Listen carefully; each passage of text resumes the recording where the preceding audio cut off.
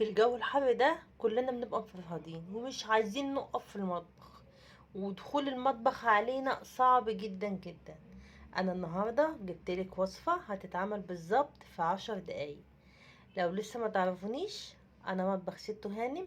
يلا بقى اعملوا له لايك وشير وسبسكرايب عشان يوصل لكم كل جديد.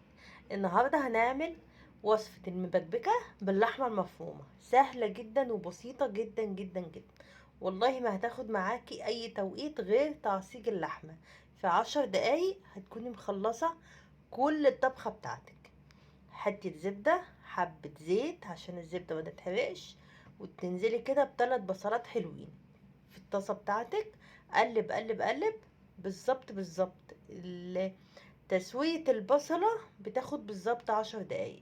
هتاخدي بقى تحط حلة المكرونة، وهنعمل الصلصة. احنا مش هنعمل بصل تاني وبس. دلوقتي احنا بنسوي البصلة بالظبط، ايه يعني، تاخد لون اللي هو مصفر شوية. وبعدين ننزل بقى باللحمة الحلوة بتاعتنا، بتبقى لحمة مفرومة. إيه، تبتدي بقى تحطي عليها شوية ملح، حبة فلفل حلوين كده، لان الفلفل بيظبط اللحمة المفرومة جدا جدا. والبصلة خدي بالك انا اخدت منها شوية للطماطم بتاعتي وبس. خلصت كده تعصيج اللحمة في 10 دقايق يا جماعة بالظبط. وانا حاطة المية بتاعت المكرونة هنا في اللقطة دي فرهدت من الحر، نزلت تعوم المعلقة.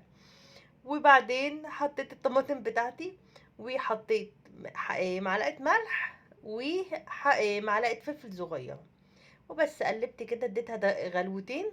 وطبعا المكرونة عندي جهزت واللحمة عندي جهزت وخلاص على كده. التكة الحلوة قوي في الأكلة دي ان انتي بعد ما سلقت المكرونه وصفيت الميه بتاعتها خلاص، هتجيبي اللحمه المتعصجه بتاعتك الحلوه اللي احنا عملناها، وهتنزلي بيها على المكرونه.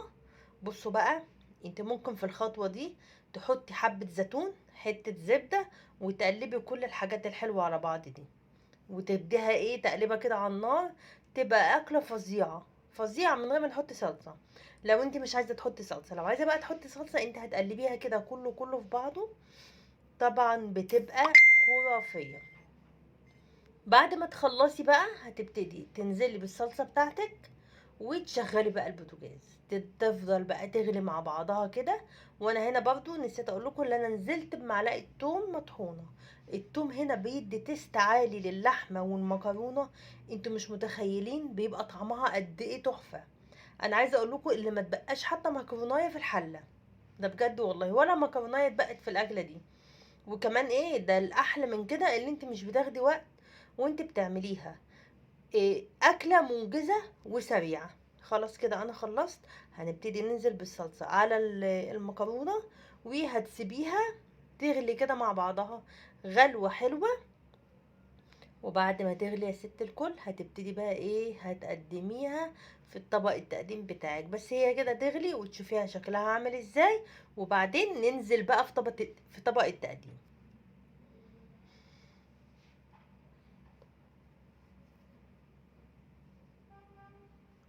اهي بكبكت اهي، بصوا بكبكت اهي. عملت كده بكبكه بكبكه كده معانا، يعني ايه، حكايه شغل عالي والله من الاخر. وكمان المطبخ دلوقتي حر نار، ربنا يكفينا شر حر جهنم يا رب. حر نار بجد، فعليا دخول المطبخ دلوقتي صعب جدا. يعني بجد اللي بيفكر يقوم يطبخ بيقول 100 ألف مرة أنا هدخل المطبخ ازاي، ده الجو نار، الجو حر جدا. إيه، الموضوع بقى صعب، موضوع الحر بتاع المطابخ ده. ربنا يكون في عون الشيفات اللي بيقفوا في الحر ده كله في المطابخ الكبيرة دول بيطبخوا. ربنا يكون في عونه. هنا بعد ما بكبك كده واخدت غلوتين تلاتة كده معانا، الصلصة كده اتشربت منها. هننزل بقى ونحطها في طبق التقديم بتاعنا.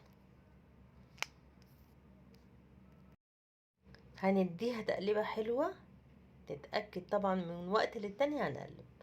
ننزل بقى بالجمال والحلاوة بتاعتنا، مكرونتنا مفلفلة وحاجة كده يا جماعة والله من الآخر. وما لزقتش، يعني حاجة كده خرافية. شايفين شكلها حلو ازاي؟ ومش هتاخد يا ستي في ايدك اكتر من 10 دقايق تعصيج اللحمة. وانتي بتعصجي اللحمة هتحطي المكرونة وتحطي الصلصة جنبها. يلا بقى، لو عجبكم الفيديو عايزة لايك وشير وسبسكرايب عشان يوصل لكم كل جديد مع مطبخ ست هانم، وتعملوا اجمل واحلى مكرونة مبكبكة باللحمة المفرومة. طريقتها سهلة وبسيطة، وتابعوني يا حلوين. مع السلامة.